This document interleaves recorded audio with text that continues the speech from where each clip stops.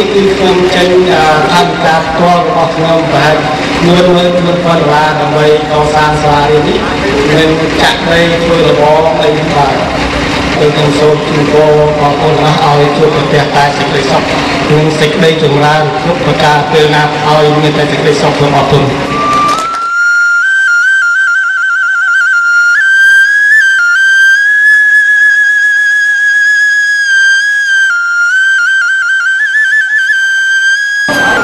ខ្ញុំអត់ខ្ញុំរៀបxong 55យើងរៀបបានវិញតែបាននេះហ្នឹងនេះគេ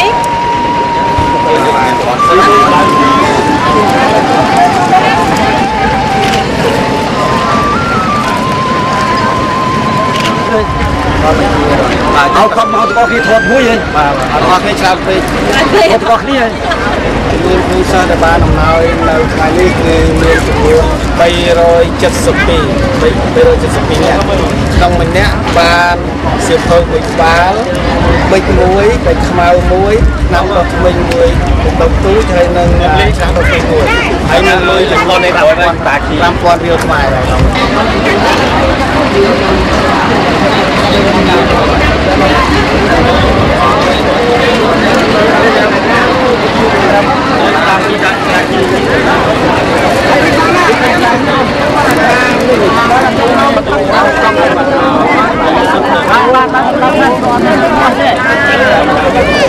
បានលោកយាយទូរគាត់ម្នាក់នេះគាត់រស់នៅក្នុងស្រុកកោះកឡខេត្តបាត់ដំបងហើយទទួលពេលហ្នឹងលោកហេងសេងនិងភរិយាបានមកចែកអំណោយទីនេះ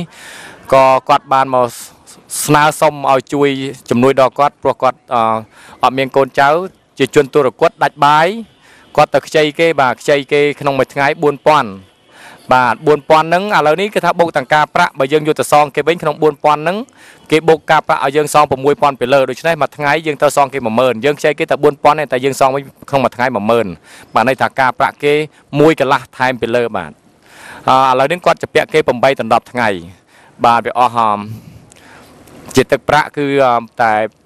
50000ជាងឯងលុយខ្មែរប៉ុន្តែយើងសងគេវិញគេថាជិត200,000ឯណោះបាទដូចទាំងបូកទាំងចុងទាំងដើមទាំងការប្រាក់សម្រាប់18ថ្ងៃ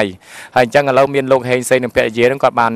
ឃើញអញ្ចឹងក៏គាត់អាណិតបាទអាណិតដល់គាត់អញ្ចឹងជួយសងបំណុលរបស់គាត់នឹងចំនួន8ដល់100000បាទវាជិតនឹង$50បាទវាអស់$48អញ្ចឹងគាត់ជួយសងបំណុលទាំងអស់នេះហើយគាត់នឹងទៅសុំវត្តស្នាក់ជាបដោះអាសន្នបាទយកទៅសងគេនិយាយណាចា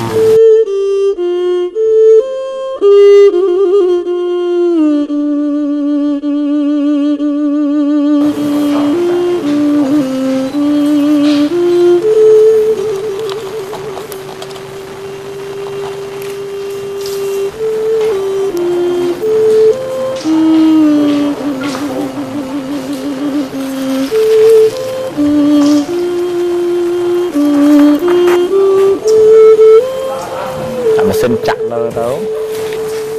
បានអញ្ចឹងចាបានអញ្ចឹងជាលើកទី2ហើយគឺថាលើកទី1ក៏បានជួយមកក៏បានជួយនៅការឧបត្ថម្ភជាសម្ភារៈហូបចុកច្រើនមួយចំនួនធំហើយពីឆ្នាំកន្លងមកហើយដែលខ្ញុំបានសំណូមពរសូមឲ្យលោកជួយជាវីដេអូជួយជាកុំព្យូទ័រលោកក៏បានជួយតាមនឹងបន្តឲ្យដែរក្នុងនាមមជ្ឈមណ្ឌលគឺសូមធ្វើការសហការសូមធ្វើការប្រឹងទួលើសមាគមសប្បុរសជនរបស់លោកជារៀងរហូតតទៅសមាគមនេះគឺល្អណាស់បានជួយឧបត្ថម្ភដល់ជនរងគ្រោះនៅកម្ពុជានឹងច្រើនកន្លែងណាស់ហើយគិតទាំងកន្លែងយើងខ្ញុំផងដែរយើងខ្ញុំបានពិនិត្យឃើញជាសកម្មភាពដែលលោកអញ្ជើញមកមួយរយៈនេះគឺថាបានជួយច្រើនខេត្តច្រើនកន្លែងណាស់ទាំងការជួយខាងការងារអប់រំសិក្សាអធិការក៏ដូចជាជួយខាងជនក្រីក្រខ្វះផ្ទះខ្វះសម្បែងនេះគឺបានជួយតាមលំនៅឋានមួយចំនួនហ្នឹងគឺជាគេហៅថាចំណុចពិសេសមួយដែលជួយដល់សម្រាប់ដល់ជីវភាពខ្វះខាតរបស់ប្រជាពលរដ្ឋយើងក៏ដូចជាមជ្ឈមណ្ឌលយើងខ្ញុំហើយចុងបញ្ចប់នេះគឺសូមគោរពប្រសិទ្ធពរជ័យជូនដល់លោកប្រធានប្រតិភូក៏ដូចជាតំណាងនៃសមាគមដែលនៅក្រៅប្រទេស ព្រមទាំងសហការីទាំងអស់ដែលលោកអញ្ជើញមកស្រុកខ្មែរនេះហើយនឹងកំពុងតែធ្វើសកម្មភាពសប្បុរសធម៌ជូននៅក្នុងទឹកដីស្រុកខ្មែរនេះសូមឲ្យទទួលបាននៅសុខភាពល្អទទួលបាននៅពុទ្ធពរទាំង4ប្រការគឺអាយុវណ្ណៈសុខៈពលៈកុំបីគ្រឿងខាតឡើយសូមបញ្ចប់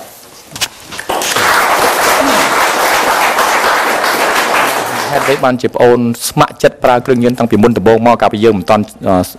ស្វែងយល់ដឹងពីការពិតនោះកាលនោះពួកម៉ា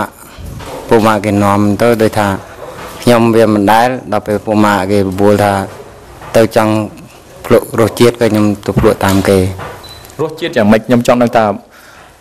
ដែលមិត្តភ័ក្តិប្រាប់នឹងប្រាប់ថារសជាតិយ៉ាងម៉េចដែររសជាតិថាដូចជាដាក់ទៅដូចមានកម្លាំងជាងធ្វើការមិនងុយដេកដូចមិនឃ្លានបាយអញ្ចឹងបងមានជំនឿលើខ្លួនឯងថានឹងកែបានទេជឿថាកែបានបាទបងក៏មានជំនឿលើបងប្អូនទាំងអស់ដែរថានឹងកែបានវាមិនមែនធ្វើបំផ្លាញតែខ្លួនយើងនិងសុខភាពយើងទេនិយាយទៅធ្វើឲ្យសង្គមអាប់អួរដោយសារតែយើងឯងពេលយើងត្រូវការគ្រឿងញៀនបងប្អូនត្រូវធ្វើអីអត់លុយបងប្អូនត្រូវធ្វើយ៉ាងម៉េចបើអត់មានលុយដើរលួចដើរប្លន់គេតំណឹងហើយដែលបងមានចំណុចថាយើងបំផ្លាញសង្គមគឺយើងអ្វីក៏យើងហ៊ានធ្វើដែរឲ្យតែបានឆ្នាំហ្នឹងមកបំពេញបំណងយើងមែនទេយើងគួរតែធ្វើអ្វីដែលចំណេញសម្រាប់យើងសម្រាប់សុខភាពយើងសម្រាប់ក្រុមគ្រួសារយើងសម្រាប់សង្គមយើងអស់មកតែលើ3ខែក្រោយមកបងប្អូនប្រសាទគ្រឿងញៀនអស់ហើយបងប្អូនចេញទៅវិញបងប្អូនមានគំនិតថាចង់ធ្វើអីណាបើថាបើចេញទៅវិញមានថាស៊ីឈ្នួលគេទៀតបងស៊ីឈ្នួលគេការពិតវាមិនមែនជារឿងអាក្រក់ទេណាបងក៏ស៊ីឈ្នួលគេធ្វើពិតទៅនៅប្រទេសក្រៅក៏ដោយដែរគាត់ថាយើងធ្វើការងារបីដែលល្អយើងយកលុយគេយើងត្រូវបញ្ចេញកម្លាំងធ្វើឲ្យគេហើយអានឹងជារឿងត្រឹមត្រូវមួយសំខាន់បំផុតណាមុននឹងយើងធ្វើអីមួយទៅចំពោះអ្នកណាក៏ដោយយើងត្រូវតែគិតមើលតា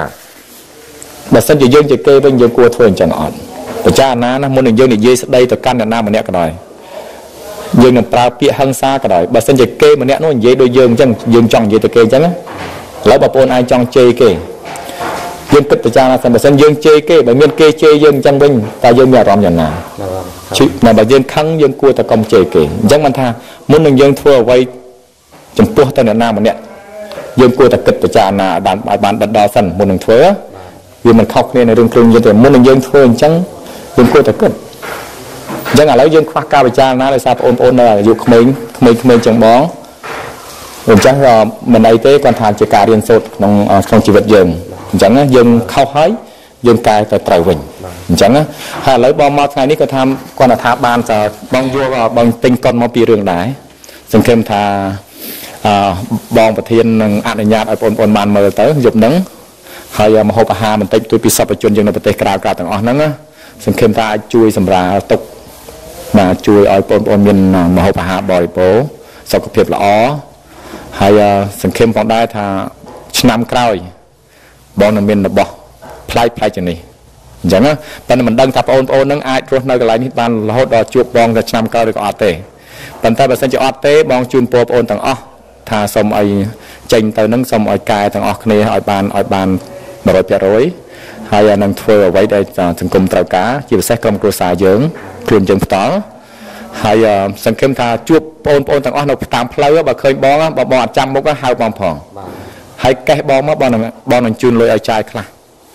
ធានាជូនអញ្ចឹងហ្មងតែក៏មកវាយបងលុយប្លន់បងគឺខាតប្រយោជន៍ជាតិប្រមាណទេមិនដែលគិតទេ